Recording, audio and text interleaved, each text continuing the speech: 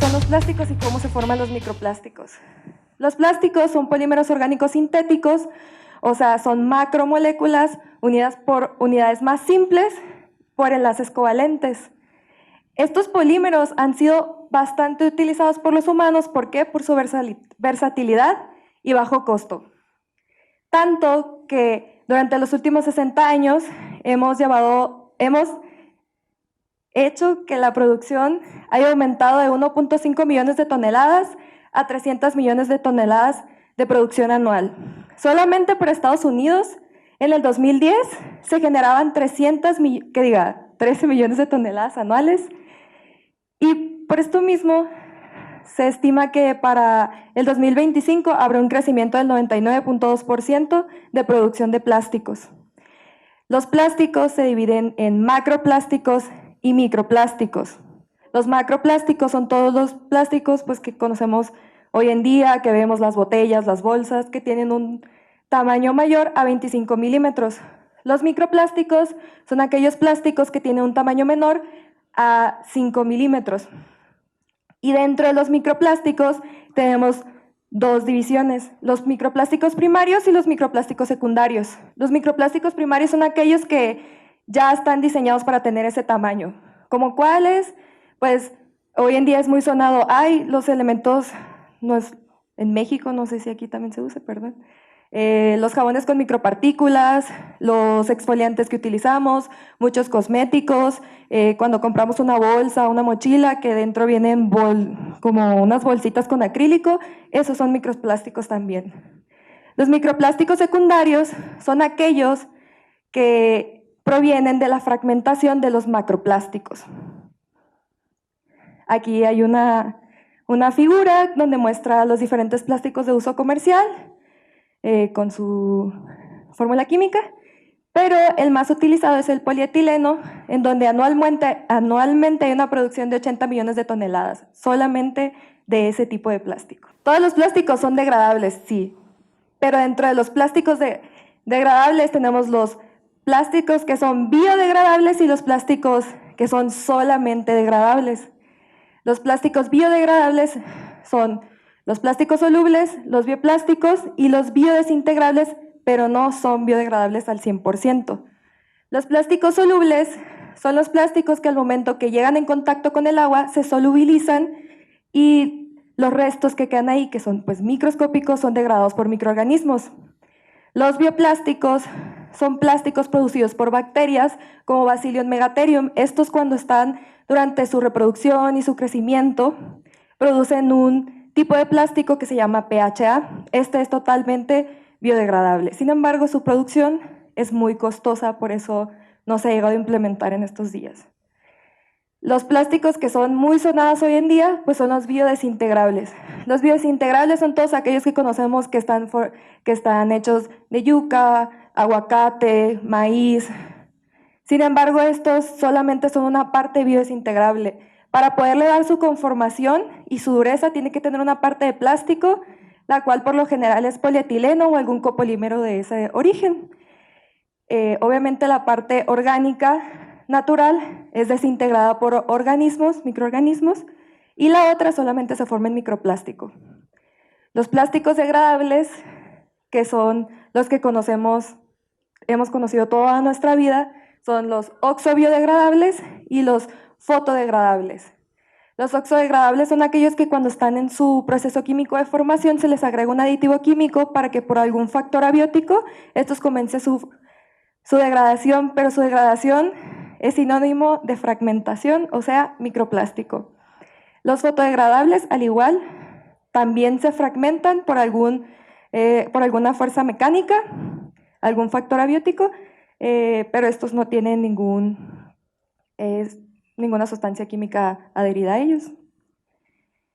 Como mencioné, los plásticos se fragmentan, pero ¿de qué manera?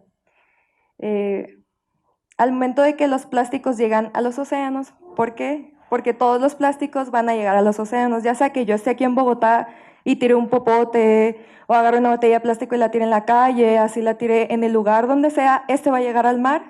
¿Por qué? Por vientos, por las corrientes, por las lluvias, por todo ese tipo de mecanismos, van a llegar al mar y el momento en el que llegan al mar tienen contacto con la radiación ultravioleta y por la abrasión física generada por las olas, lo que hace que estos se fragmenten y se vayan formando en microplásticos. En el momento que estos llegan en el océano, obviamente tiene que entrar en acción algún microorganismo. En este caso, pues llegan los microorganismos y en los plásticos comienzan a formar las biopelículas. Estas biopelículas les ayudan a generar densidad. ¿Y qué pasa cuando estos plásticos llegan a generar densidad? Van al fondo. Y en ese momento, por acción de otros organismos, pues llegan también a alimentarse, porque pues son parte de la cadena trófica. Y pues como ya les mencioné, los mecanismos de distribución son los vientos, las corrientes, la geografía costera y los factores humanos. ¿A qué me refiero con factores humanos? Pues los factores humanos somos nosotros, los cuales somos los causantes de todas estas descargas de plásticos en el océano, y dentro de todos estos factores humanos tenemos dos fuentes. Tenemos las fuentes terrestres y tenemos las fuentes marítimas. Las fuentes terrestres conforman el 80% de descarga de plásticos en el océano. Y pues es todo lo que nosotros descargamos, ¿no? Así como les digo, puedo estar en Bogotá y puedo tirar un popote, pero de igual manera va a llegar al océano. ¿Por qué? Porque no hay un buen manejo de estos plásticos. Las fuentes marítimas conforman el 20% y estos son por embarcaciones que tiran sus redes, sus cuerdas y igualmente pues van en el trayecto que tienen que hacer y tiran su basura por la borda. Y como les mencioné, desafortunadamente hoy en día los plásticos se encuentran distribuidos en todo el océano, en todos los golfos, en todas las bahías, en todos los mares. Estos al momento de ser transportados por las corrientes oceánicas, convergen en los giros oceánicos formando lo que hoy conocemos como islas de basura. La isla de basura más preocupante hoy en día es la del Pacífico Norte, que tiene 96.400 toneladas de plásticos. Y bueno, pues, ¿qué es la bioacumulación, no? El primer adjetivo que tengo en mi título. La bioacumulación es cuando un organismo ingiere un agente tóxico y ya sea que lo ingiera para la respiración, que se vaya por sus branquias, en el caso de los animales acuáticos, o se vaya por la excreción. Al momento de que estos animales están consumiendo estos agentes tóxicos, como son parte de la cadena trófica, va a llegar su depredador y lo va a consumir, haciendo que estos se bioacumulen.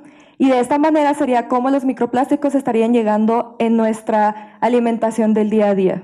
¿Por qué? Porque los organismos de niveles tróficos inferiores los van a consumir y se van a ir bioacumulando hasta llegar hasta nosotros, que pues hoy en día en las condiciones que vivimos somos considerados el depredador tope.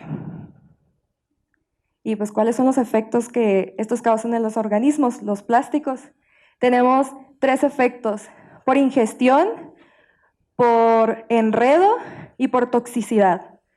Los efectos por ingestión son cuando el animal ingiere el plástico, este va a estar obstruyendo su tracto digestivo, por lo cual no se van a producir enzimas gástricas y no habrá apetito, por lo que puede llevar a morir. Lo puede llevar a morir de hambre.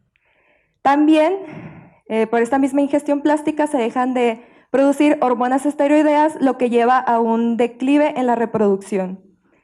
Los efectos por enredo, que son los más vistosos, que pues llegamos a ver como la foca que está ahí, los llevan a morir por infecciones, ya sea necrosis o infecciones secundarias, por ahogamiento o por ser una presa fácil para los depredadores.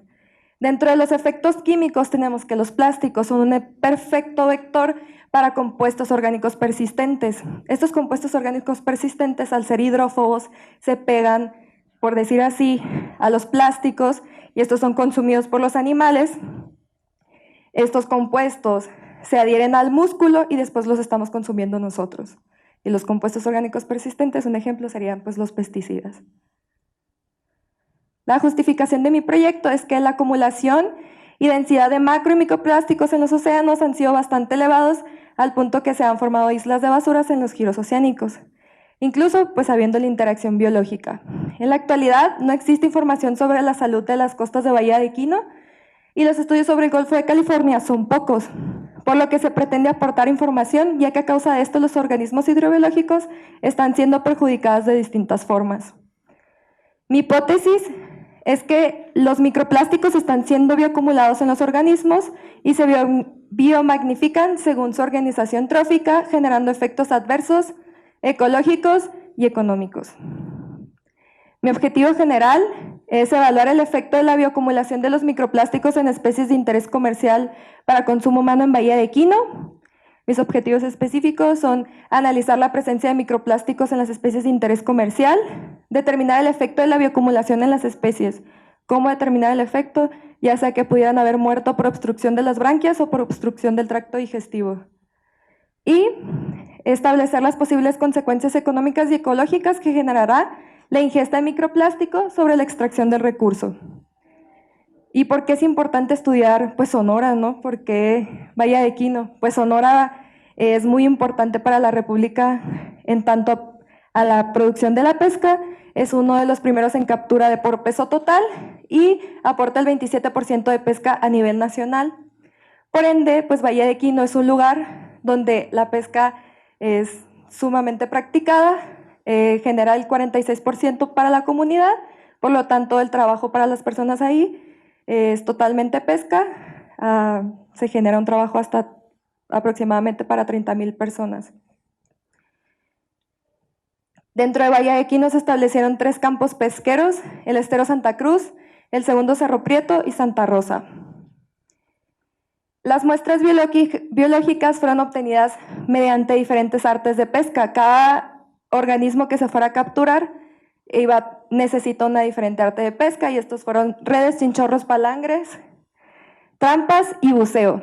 Los organismos de interés fueron cazón, o sea, tiburón, mantarrayas, lenguado, cochito, jaiba verde, callo de hacha y ostión. Una vez que las muestras fueron colectadas, se congelaron a menos 20 grados centígrados para su transporte al laboratorio. Después fueron tratadas, de manera que se hicieron diferentes cortes. Para obtener el sistema digestivo, en algunos peces se hizo un corte longitudinal en la parte ventral y para las branquias se hizo un corte transversal. Para obtener el sistema digestivo y las branquias, pero antes de poder nosotros procesar el tejido, se evaluó la presencia de macroplásticos también. Para las jaivas y los bivalvos se separaron tanto conchas y valvas para la obtención de branquias y sistema digestivo. Después estos tejidos fueron llevados a matraces con 20 mililitros de ácido nítrico al 65% durante 15 horas. Después, pasadas las 15 horas, se bulló por 2 horas a 100 grados centígrados. Se le agregaron 200 mililitros de agua destilada desionizada y después se filtraron en una cámara de vacío para después el filtro llevarlo a un horno a 40 grados por 24 horas y después su posterior observación. Todos los datos se organizaron en 4 trimestres. ¿Por qué? Porque las condiciones oceanográficas cambian y eso estaría también afectando a la investigación. Para indicar el campo pesquero se les indicó con una A las áreas y pues un número del 1 al 3. Y para indicar los trimestres fueron la letra T y el número del 1 al 4. Los datos aún no han sido procesados por lo mismo de que es una investigación en curso. Sin embargo, para determinar la correlación de los datos se podría usar el coeficiente de correlación de Spearman porque se estima que probablemente vamos a tener datos que no van a tener una distribución normal.